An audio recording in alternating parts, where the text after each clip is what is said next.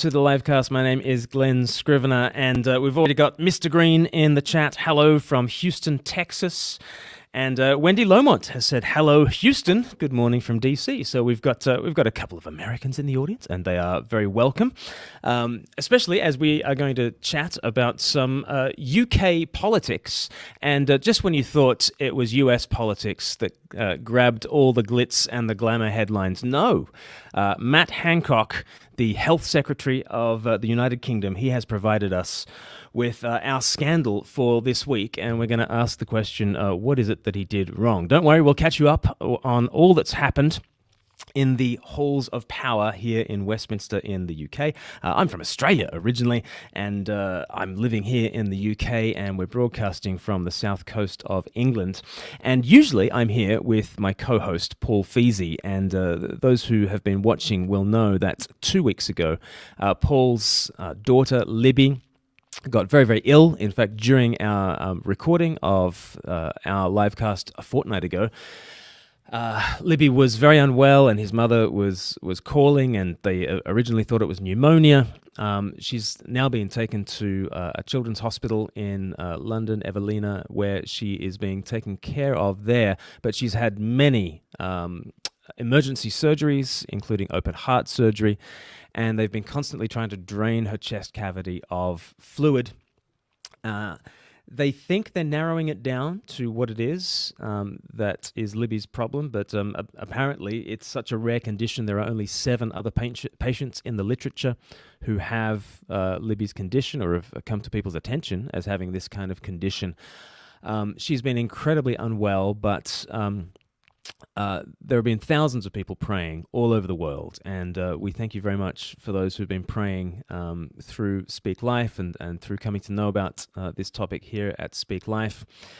And she turned a bit of a corner on Tuesday of last week. It was really touch and go, and very, very scary for Paul and Becca.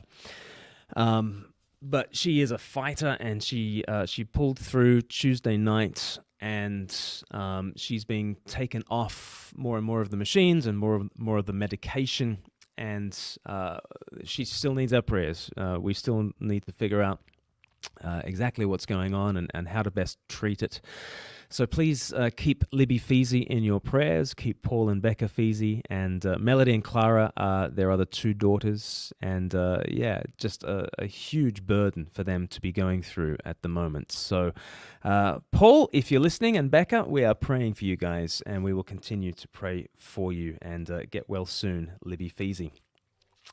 Well, in the news here in the UK, nobody's been talking about anything else really apart from Matt Hancock, who is the Health Secretary, who has been fronting any number of press conferences that have been giving the daily death toll from COVID and giving the health messages about hands, face, space, and really beating the drum of social distancing. Well, the Sun newspaper on Friday morning had an image taken from CCTV footage of Matt Hancock in his office with an aide, Gina, I'm going to get her name wrong, Coladino, is that right? Where is it? Gina Coladangelo. And they were kissing, and he had his hand on her bum, and there they were. Both of them married. Both of them have 3 children, 3 small children of their own. They had been friends back in university days, and Matt Hancock had brought Gina on to staff in the recent past, and an affair has developed. I say an affair, I should say adultery has developed. As of Saturday night, Matt Hancock resigns from being the health secretary.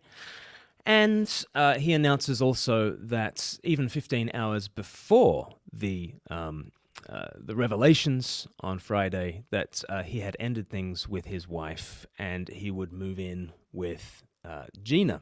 And so, as one journalist said, he suspects that this is the first time that a minister has resigned to spend more time with somebody else's family. So, what is it that is wrong? Why don't we ask Matt Hancock himself to tell us that what it is that he thinks was wrong. Let's have a look at his revelation. I've been to see the Prime Minister to resign as Secretary of State for Health and Social Care. I understand the enormous sacrifices that everybody in this country has made, that you have made, and those of us who make these rules have got to stick by them, and that's why I've got to resign. I want to thank people for their incredible sacrifices and what they've done. Everybody working in the NHS, across social care, everyone involved in the vaccine programme, and frankly everybody in this country who has risen to the challenges that we've seen over this past 18 months. I'm very proud of what we've done to protect the NHS at the peak, to deliver that vaccine rollout, one of the fastest in the world, and I look forward to supporting the government and the Prime Minister from the backbenches to make sure that we can get out of this pandemic. We're so close to the end, and then build back better so that this country can fulfill its potential, which is so great. And I will do that with all of my heart. So what is Matt Hancock guilty of? Hypocrisy, adultery, anything? Well, if you ask Matt Hancock, you really want to press the question, anything? You guilty of anything? Sorry seems to be the hardest word, doesn't it? And there was no actual apology there. There was an admission, I guess, of wrongdoing. But, so quick to get in there with, what a great job he's done in rolling out the vaccinations and all that sort of thing. And you just think, where is the sorrow? Where is the, oh my goodness, I got this so wrong and I'm so sorry.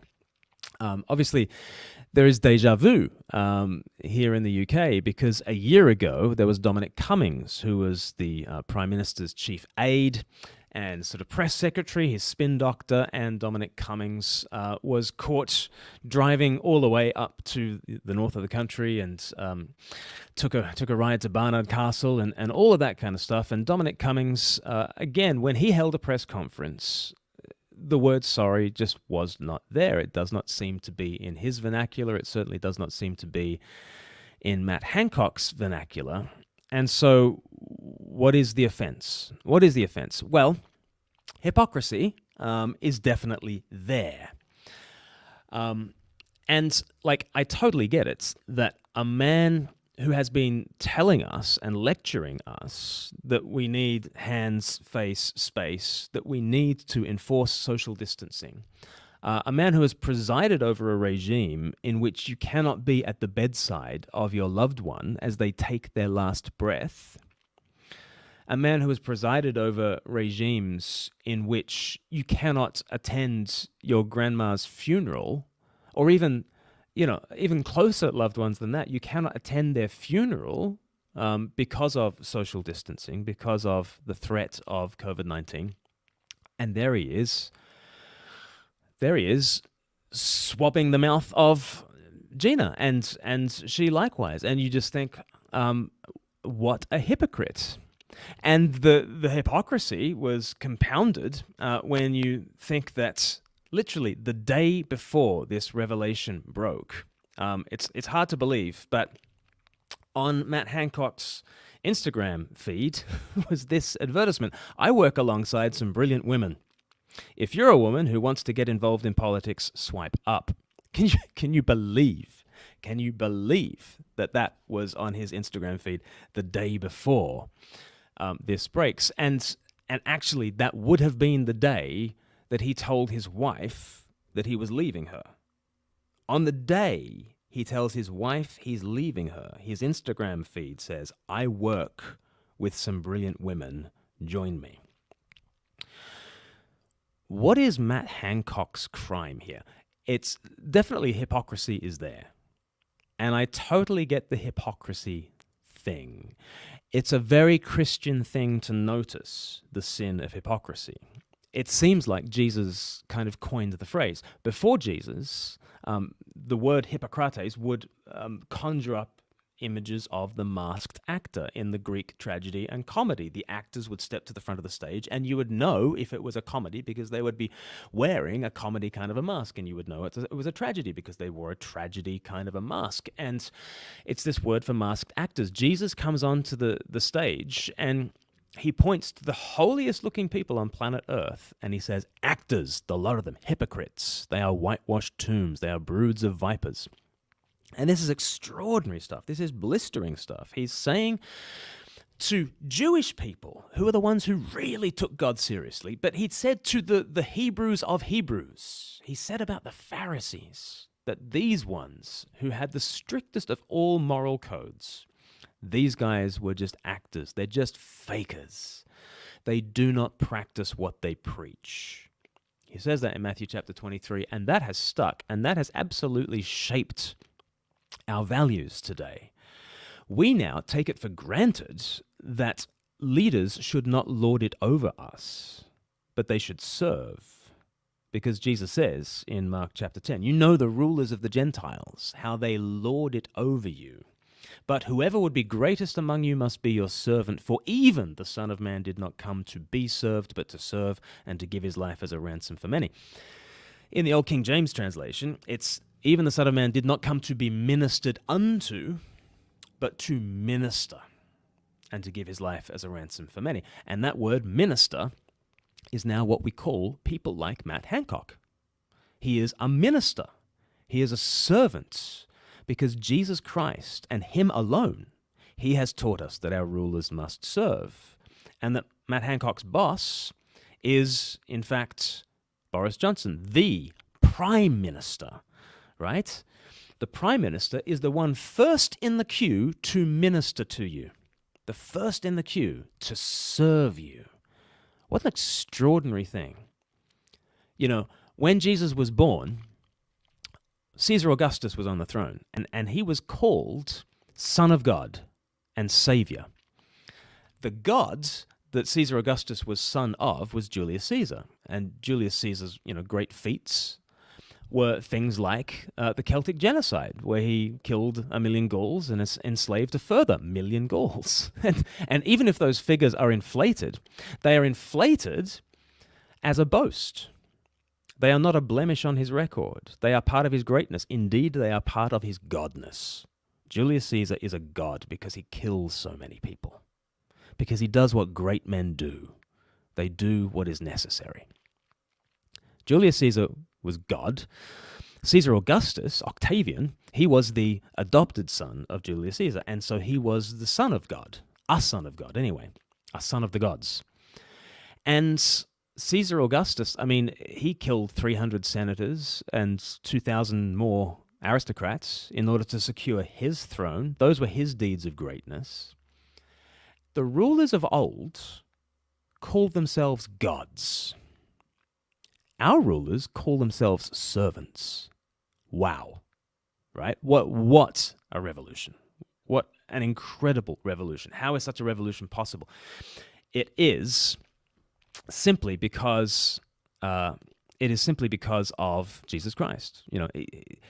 He and his revolution have rolled on down through the years. And so these days, it is easy to go for the hypocrisy line in terms of this is what the crime of Matt Hancock is. And I totally understand that. He is a hypocrite, and it's incredibly Christian to point out his hypocrisy. But there are other sins going on here, and it's striking what we don't notice when it comes to the sins of Matt Hancock. Digital Gnosis, hello, Nathan, how you doing? He says, I don't think we can really say that this hypocrisy thing is because of Jesus. Plenty of popes and kings were despots by the same name. They were absolutely despots. They were terrible, despotic tyrants of popes and kings. But then what do you call a pope who is meant to be called the servant of servants? That's one of the titles of the Pontifex Maximus. One of the great titles of the pope is that he is the servant of all servants. So, what do you call a pope who turns out to be a tyrant? You call him a total hypocrite. But what do you call Julius Caesar, when he slaughters 1 million Gauls and enslaves 1 million more, you call that business as usual, right? This is what was expected. And so, like, the argument is not that the character of those within Christian civilization is any better than the character of those within the ancient world. It's not that their character is at all better, and sometimes it can be worse. But the point is, what standard do we hold them to? And I do think when Julius Caesar effects the Celtic genocide, that is what those sorts of rulers do. Emperor Charlemagne, I mean, he had a body count, right? He expanded his empire by bloodshed and made it into the Holy Roman Empire. And what's interesting about Emperor Charlemagne is that many of his deeds can be compared to the deeds of a Caesar Augustus, for instance. But when they're telling those stories, they have to tell those stories differently because Charlemagne is meant to be different. It's meant to be a Holy Roman Empire. And he falls far short. Got a couple of comments, people saying the audio is fine, the video quality is really bad, as others have been saying it's blurry and sepia background, but we are figuring it out. Thank you for sticking with us, guys. So the hypocrisy thing is a thing. But there are other sins that are going on. But what I found interesting is that even a bishop like David Walker, the Bishop of Manchester, fails to be able to mention any other wrongdoing when he is asked about what was wrong. That controversial at that level, is it? And I think perhaps had it simply been, had not been the health secretary, then maybe the matter should have been left entirely private, something for the families to sort out between themselves. I think what is of concern is, of course, when somebody who's telling the rest of us how we have to behave during the pandemic then is videoed very blatantly behaving in an extremely different way. And what he's got right and what Mr. Cummins got wrong with the Barnard Castle incident last year is that actually if the rest of us are going to keep the rules, then the people who make the rules have to be seen to be keeping them as well. So I think I'm more worried about the fact he failed to keep the social distancing than I am about the fact that he was a middle-aged bloke having a bit of a fling. Well, So, I mean, it's extraordinary that a bishop just what was the phrase? Having a bit of a squeeze on the side, or whatever his phrase was. This is extraordinary from a bishop, and you can understand why he doesn't want to draw attention to the adultery, because that just sounds prudish and puritanical, right? It sounds prudish and puritanical. It sounds like you are the pearl-clutching, prissy, Puritans of old to call out adultery, and yet I really don't think. A bit of a fling, says Amanda Kay. Yeah, that's what it's being called, a bit of a fling. From a bishop. Matt and his wife made vows before God and a congregation and clergy, and this is what it comes to. The real issue is apparently just the hypocrisy. And here are two things I want to draw attention to. Here are two ways to deny that it's all about the gospel, because this I think is what is going on in people's thinking. We want to say it's all about the gospel. Let's not get embroiled in morality and politics. But there are two ways to deny that it's all about the gospel. The first way is to say it's about politics and morality, and it's not about Jesus. So, you could bang a drum constantly again and again and just talk about morality, just talk about politics, and you never get to Jesus, okay? And that would be a mistake. Here's another way, though, to deny that it's all about the gospel. You could say that politics and morality are not about Jesus, when they absolutely are. Politics and morality, as everything in the cosmos, is about Jesus as well. It is the hypocrisy of a Matt Hancock is relevant. It's totally relevant, and Jesus has taught us all about the evils of hypocrisy. But adultery is also relevant. It's there in the Ten Commandments. It's there in the teaching of Jesus. And John the Baptist, as a preacher of the gospel, as the great shining light who witnesses to Jesus, he was actually locked up and he was beheaded because he was saying to Herod, you should not have your brother's wife. Okay? And that was his crime. His crime was calling out adultery, and this is why he was executed. And you wonder whether people, around John the Baptist were saying, John, just stick to the Jesus thing, right? Just stick to the gospel. And I totally get that. Christ is absolutely central. But if Christ is so central, he's also central to this picture of the gospel that he's given to the world. And this picture of the gospel that he's given to the world is committed, faithful love till death us do part. And that is a proclamation of Jesus out to the world. And when that is violated, that is also a sin. And people want to say at that point, but, it's the public-private divide. And who cares what Matt Hancock, gets up to in the privacy of his own, life? The real issue is that he did it, with a taxpayer-funded aid in taxpayer-funded offices, on the clock, and that's what the real issue is. But again, if it is all about Jesus and all about the gospel, I don't think Jesus is a 9-to-5 thing, and I think integrity doesn't end when you clock off and head home. If someone is not faithful to a vow that they make before God and others, why would I trust them in vows that they make in the rest of life? And of course, that can sound incredibly moralistic. But why does that sound more moralistic than having a go at Matt Hancock for his hypocrisy? Here's one reason. One reason is because it's less costly to point the finger at our leaders as regards their hypocrisy than it is to point our fingers at them as regards their adultery. Because we don't have their level of power, and so the three fingers are not pointing back at us in quite the same way. I have not abused the office of Health Secretary of the United Kingdom, and so I can have a go at the person who has. Whereas I'm married, and therefore, if I point the finger at Matt Hancock for his marital wrongdoing, then the three fingers very much are pointing back at me. Do you see? To have a go at someone for hypocrisy is something that costs less for those who don't have power, right?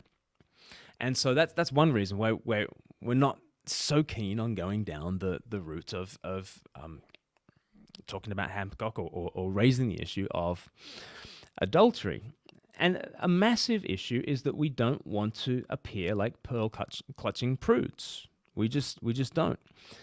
The trouble is, the accusation that you're being a pearl-clutching prude will come at you from whoever. Like, it doesn't matter what the crime is. If a person on the other side doesn't think that it's as bad as you say it is, then they'll always accuse you of being a prude anyway, right? I mean, if Matt Hancock had uttered a racial slur, then quite rightly, he would be out in 2 seconds flat, right?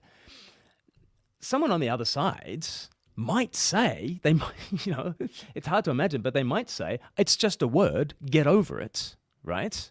And Matt Hancock, uttered it to his postman in the privacy of his own home, and so he is not, he's not guilty in this same way. Stop being so prudish about words. Nietzsche thought that Christians were incredibly prudish about standing up for the weak and the low and the botched. He called Christians prudish for wanting to lift up and protect the rights of the weak and the marginalized. And he said that's just prudish. You don't want that. Like, everyone who's opposed to your morality will call you a prude. That's just kind of the way things are, right?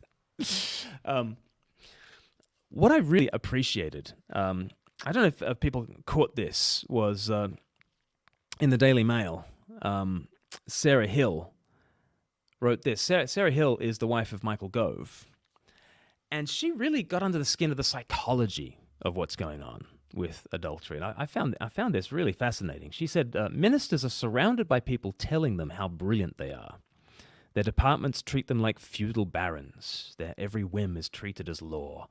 No one ever says no to them. They certainly don't get asked to unload the dishwasher.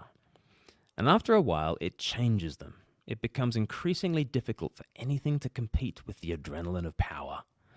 How can anyone be expected to put the bins out when they've just got home from a day saving the world? Domestic life can seem dull and dispiriting by comparison. And here I think Sarah Hill is bringing together these two things that Sarah Vine, sorry, not Sarah Hill, Sarah Vine. These two things, the hypocrisy issue and the adultery issue. There's an abuse of power, and there's somebody boasting far too much in themselves and trusting far too much in themselves, and she really nails it. She says both Martha Hancock, that is Matt Hancock's wife, and Francis Osborne, so the former Chancellor of the Exchequer, he actually left his wife for an aide as well. And the Prime Minister left his wife for his current wife. So there is this culture going on, and she puts her finger on it. Both Martha Hancock and Frances Osborne are highly intelligent, attractive women. So why, you might ask, would they find themselves thrown over? I think the answer is simple, she says. These women are still more or less the same person they were when they got married, but their politician men are not. Climbing that far up Westminster's greasy pole changes a person. And when someone changes, they require something new from a partner. Namely, someone who is as much a courtesan as a companion, one who understands their brilliance and, crucially, is personally invested in it. Not someone who thinks it's all a monumental nuisance and wishes they would get a proper job that doesn't involve people poking cameras in your face and commenting on your poor choice of footwear. The problem with the wife who has known you since way before you were king of the world is that she sees through your facade. She knows your fears and your insecurities. She knows that deep down inside you are not the master of the universe you purport to be, and some people don't like to be reminded of that. Others, like Cameron, find it grounding. She actually mentions David Cameron, and he and Samantha seem to have a good marriage, and they seem to have date nights, and he seemed to block out time for her and ask her opinion on things, and he found a different way of valuing his married relationship even while he was Prime Minister. Sarah Vine finishes, in the end, there are two types of politicians, those who can walk away from power and those who can't, and who will compromise everything for the sake of it. Hancock, I think, made his choice clear until the clamour for him to resign became too loud to ignore. Was it worth it? Only time will tell. Just brilliantly, psychologically realistic and insightful. And I think it brings together these two issues of the abuse of power in the office that you hold and the way in which you treat your nearest and dearest. And actually the way in which you treat your nearest and dearest is very tightly related to the way you treat the world and your view of the whole world. And if you are not grounded in a relationship of mutual commitment and service that marriage trains you in, then are you suited to being the great leader out there? So I think Sarah Vine brings those two things together, and it is not one or the other. It's actually both. It's a failure in both, and actually, we were looking as a staff team this morning at the way Jesus welcomed the children and loved the children, and said, "Do not hinder them, for to such belongs the kingdom of heaven." And you might think Jesus really was saving the world. Jesus really was the king. And yet he did not feel distracted by the little people running around. And in fact, he told us that we need to be more like them. He made time for them. And if our leaders are too busy being great to love their nearest and dearest, then they start to tilt towards the Julius Caesar model and not the Jesus Christ model. And that's important. I want to know that. And it's a shortcoming. And therefore, how you treat your spouse and how you treat your constituents, they are deeply related, and there just isn't this firewall between your public life and your private life. Wendy Lomont saying she's 100% right. Amanda Kay, I think she nailed it. Nathan, Digital Gnosis says, I think we should look at why we have these economic and political hierarchies which promote narcissists to the top. Yeah. It's so interesting in the Old Testament, there were prophets who almost never, like Elijah and Elisha and those sorts of people, they were almost never part of the schools of the prophets. They were these official schools of the prophets. And almost if you wanted that job for yourself, you were sort of overlooked by God, because God was always raising up the outsider to the system. And of course, the ultimate outsider to the system is Jesus, coming up outside the schools of the rabbis. He's a guy who wields a hammer for 30 years. And it is almost a sense of if you want the job of ruler of the world, or if you want the job of being able to pontificate on things, then you're disqualified. What is this system? But again, if we want servants, rather than those who go for worldly glory, we are wanting something that is profoundly Christian, I think. And Nathan says, I don't think the evangelical view of marriage combats this. Narcissistic men lord it over their wives with toxic gender role narratives. Yeah, that could definitely be the case. Lording it over others is definitely a bad thing. Jesus uses that exact language in Mark chapter 10. And who is it who teaches us that we should not lord it over others? But I guess Nathan might be drawing attention to Ephesians chapter 5, for instance, where it says, husbands, love your wives and give yourself up for them like Christ loved the church and gave himself up for her. There is definitely that language of headship, head and body kind of stuff that you need to wrestle with in the scriptures. And if that's all you read from Ephesians 5, then you could take that as license to lord it over. If you see that as the head is the first to go into battle. So in Joel, it says the Lord thunders at the head of his armies.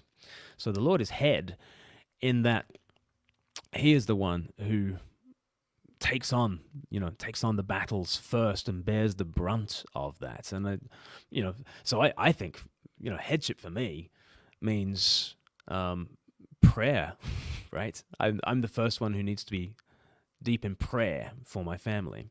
Now, we have an allergic reaction to any notion of hierarchy, right? Any notion of head and body. Again, that's a kind of a hyper-Protestant thing that we have, inherited from the Jesus Revolution. Is there a way of wielding any kind of authority in a way that is servant leadership? And I would say, as Wendy says, it's not toxic if it's a self-sacrificial love. It's not toxic if it's a self-sacrificial love. So, D quite rightly has said, you don't need to believe in God to be against cheating on your wife. That is true. There are lots of different conceptions of marriage, and the Christian conception is not the only conception. But I do think that every conception of marriage and the family is theological to some degree or another. We have inherited the idea that marriage is for life. Even post-gay marriage, the West still has a sense that a marriage is between two people, and only two people, who commit themselves to one another for life, right? And it's not a civil partnership, there's a sexual element to it. So even with gay marriage coming in, we still have this very bounded sense of what a marriage is. Now, is that the majority view of what marriage is around the world and down through history? Absolutely not. And different religions have brought different conceptions of what marriage is. And even different cultures within religious traditions have very different tolerances to adultery, for instance. So it's absolutely true that you don't need to believe in God to be against cheating on your wife. But the idea that a marriage is, well, let's do Jesus. You know, in Matthew chapter 19, Jesus stands up before his listeners, and he says, "In the beginning, God made them male and female. Therefore, a man shall leave his father and mother and be joined to his wife, and the two shall become one flesh. Therefore, what God has joined together, let no one separate." And the Jews who heard him were gasping, let alone if there was a Roman soldier overhearing, let alone if any of the nations heard what Jesus is saying. This is, it's so shocking that Peter, the chief spokesman for Jesus, says, if this is the way it is, then it's better if a man and a wife don't get married. And Jesus says, yes, so you're going for the eunuch option, right? Okay, Peter, instead of being joined together in holy matrimony till death us do part, instead of that, you want to go for singleness. Okay, that is what sexual morality is going to be in the New Testament sense. That is shocking. That is so different. And it is absolutely ground in theological commitments. And it's totally different to other conceptions of sexuality and marriage that other religions have. So, can a secular person be outraged at adultery? Yeah, totally. But I do think we need to do the historical homework and figure out that it is Jesus that has given us our sense of this particular configuration of sex and marriage.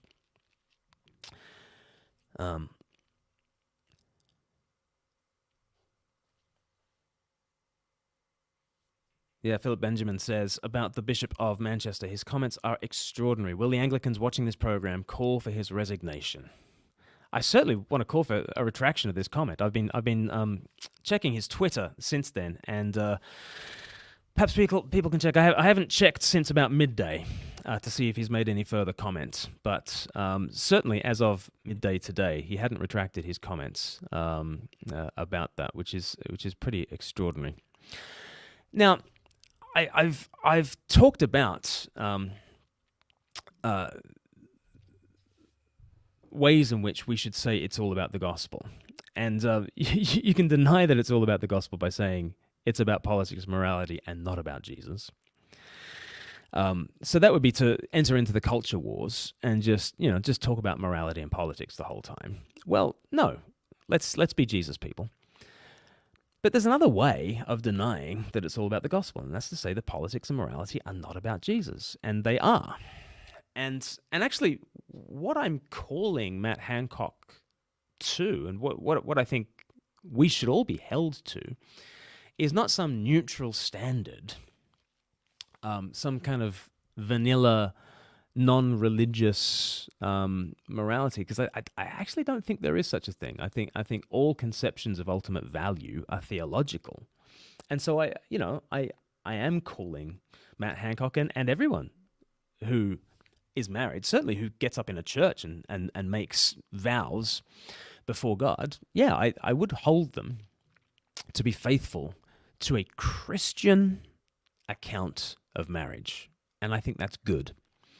And let me finish by saying why I think that's good. I've been reading a book by Kyle Harper at the moment called From Shame to Sin, and he talks about the sexual revolution. But when we think of the sexual revolution, we think of the 60s, and by that we mean the 1960s. Kyle Harper takes us back to the 60s, i.e. the AD 60s. He takes us back to the first century, and he talks about the sexual revolution that happened. And when Jesus got up and he preached his message, he was taming rampant patriarchal male domination. And the best tool we've ever seen historically for fighting rampant patriarchal male domination is the marriage that Jesus spoke about. And so this is something else that I'd say in answer to what Nathan put in the chat.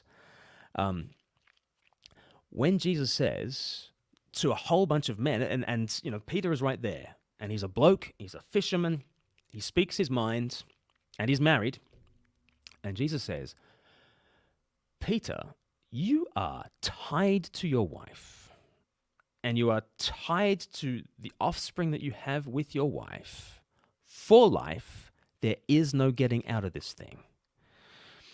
When he says that to Peter, and when Peter says, oh gosh, it would be better not to be married, what is Jesus doing? Jesus is curbing and channeling male sexuality in the most drastic way. And yet it has proved to be a great liberation. It proved to be a great liberation for women. It has proved to be the impetus by which our civilization has been civilized. Another great book I finished is Joseph Heinrich talking about the weirdest people in the world. And he's talking about how, Christianity has utterly shaped the world that we live in. He says largely because of its marriage and family program. And the marriage and family program that we've inherited from Jesus has curbed and channeled male sexuality. And it needed to do that because in the Roman world, there were 25 words for prostitute. The word for urinate in Latin is the same as the word for ejaculate. And the understanding was for a freeborn Roman citizen male, he could use women, children, slaves like urinals. Okay. It was a terrifying world, the ancient world. It was a world in which the father of the family, the paterfamilias, had absolute power of life and death over his wife and children and slaves, and he had a sexual right to all of their bodies. And Jesus says no. And the Jesus revolution comes in and totally transforms things. And from within this revolution, we've started to get the notion that, consent really matters, right? Consent really matters because it's taken a long time in coming, okay? It has taken a long time in coming. But what happens is immediately the New Testament says that this Greek word porneia is any kind of sexual activity outside marriage between a man and a woman. Anything outside of that is just like, don't even think about it. And literally, Jesus says in Matthew chapter 5, don't even think about it, okay? This is the most stringent curb and channeling of male sexuality that there has ever been. And at the same time, that has been for the liberation and help of women.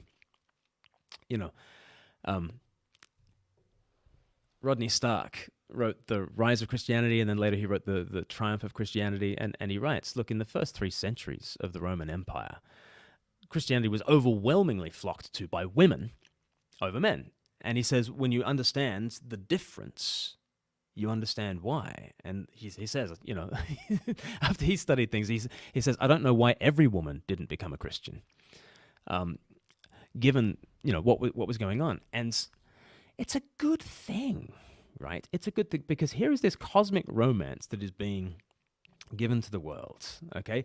Heaven and earth, God and humanity, Christ and the church, together as one forever, to be fruitful and multiplying. And to enact that either by being a virgin and pointing to the goodness of the ultimate marriage and saying nothing compares to it, or the alternative to being a virgin, being married and enacting those roles of husband and wife in the cosmic romance. That is a proclamation of the good news about Jesus, and it is the civilizing influence on this world that has no parallels. So, Joseph Heinrich is not a Christian when he writes about why, Westerners are the weirdest people in the world and why it's Christianity and the marriage and family program that has built the modern world. He's not a Christian. Kyle Harper, I don't think, is a Christian when he writes about the terrifyingly alien world of sexuality in the pre-Christian Roman culture. And yet the sexual revolution that really counts, and I would say the sexual revolution that has done far more to liberate than the one of the 1960s, is one that's still worth prizing. And it's still worth being unabashed about, even if people call you prudes. People are going to call you prudes, okay? Like I say, if Matt Hancock said a naughty word, or if Matt Hancock said the wrong thing or expressed the wrong idea, he might lose his job as well. And people who disagreed with his sacking would say, "You're just being prudish. You're just being puritanical." That is the accusation that gets hurled all the time. Doesn't matter. You can't avoid being called a pearl-clutching Puritan. You can't. So why not risk being called a pearl-clutching Puritan in defense of the most liberating, civilizing relationship and commitment that the West has ever seen? Lots of comments going on in the chat. Wendy Lomont, yes, Christianity changed the world for women for the better, 1,000% better. Digital Gnosis says, so many evangelicals trapped in miserable marriages, which they view as their cross to bear. I mean, a miserable marriage is really, really difficult. But at that stage, there are no perfect options, right? Are there?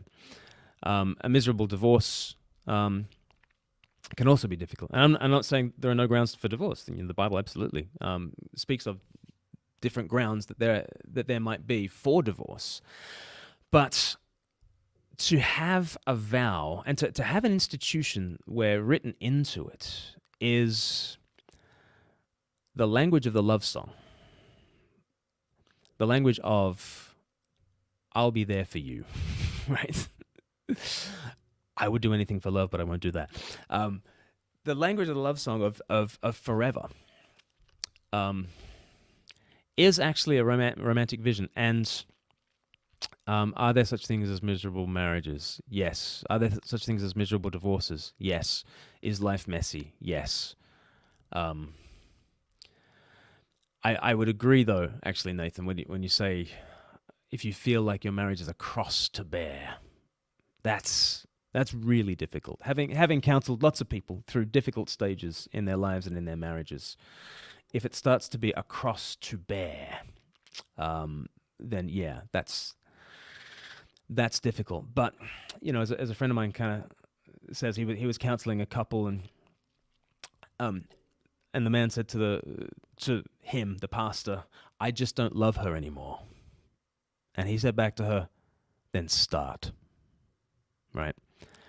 I thought that was profound, right? We tend to think of love as an emotion, and when I'm experiencing the emotion of love, then I'm committed to the degree that I'm in that, that I have those pheromones kicking around my bloodstream. That is not a stable basis for love. And so when the husband said, "I don't love my wife anymore," the pastor says, "Then start again."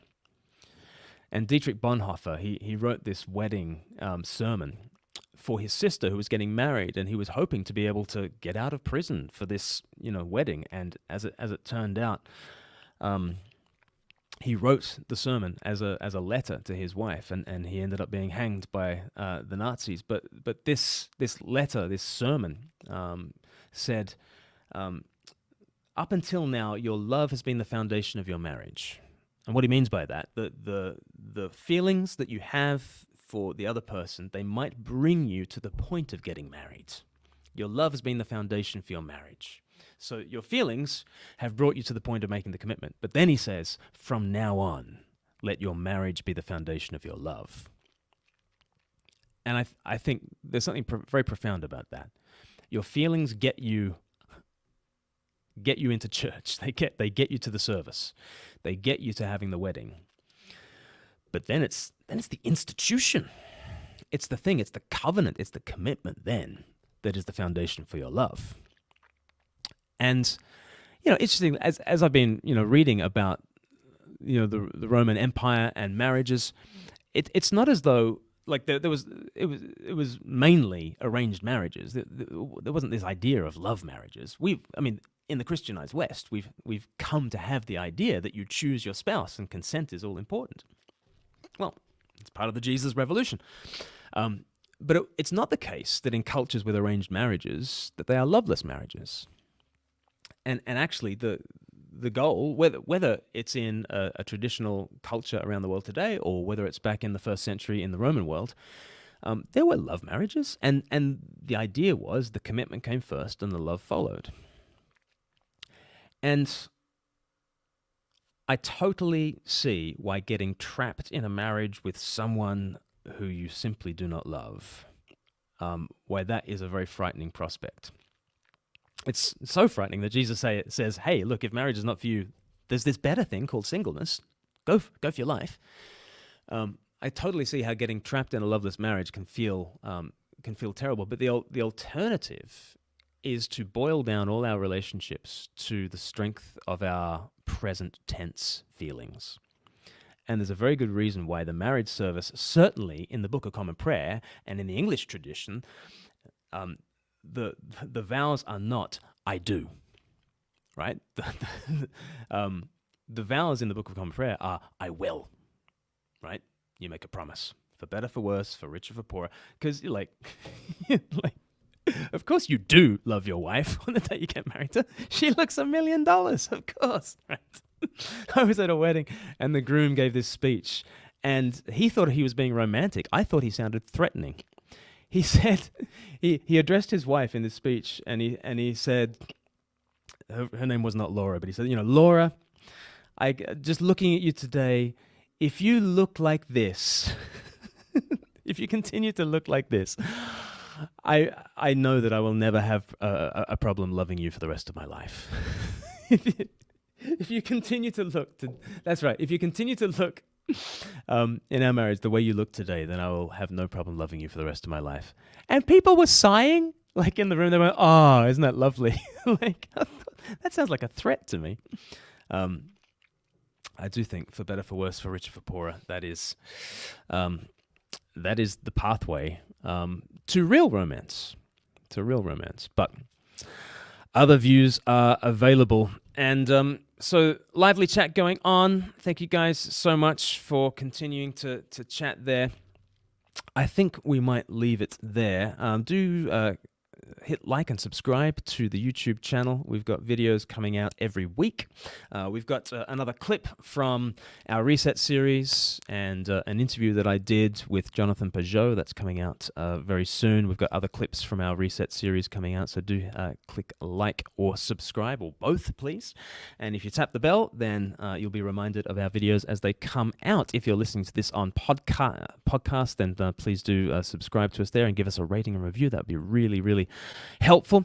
And if you've been blessed by us at Speak Life, we exist because of the charity of people like yourselves. And so if you were able to give any kind of a gift, whether it's a one-off or even better, a monthly gift that helps us to plan further afield, then you can go to speaklife.org.uk/give, and there are ways to give there.